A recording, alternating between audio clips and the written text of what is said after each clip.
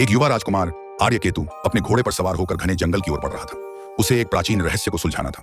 कहा जाता था कि हिमालय की गुफाओं में एक यक्ष का श्राप छिपा था, जिसने कई राजाओं को विनाश की ओर धकेल दिया था। जैसे ही राजकुमार ने उस गुफा में प्रवेश किया जहां यक्ष का श्राप बताया जाता था, एक शक्तिशाली आवाज गूंजी, जो भीतर आया है वह बिना परीक्षा दिए वापस नहीं जा सकता। आर्यकेतु ने तलवार खींची, परंतु सामने कोई नहीं था। तभी हवा में धुएं के बादल खुले और एक दिव्य यक्ष प्रकट हुआ, जिसकी आंखों में एक अजीब चमक थी। यक्ष ने कहा, तुम्हें 3 प्रश्नों का उत्तर देना होगा।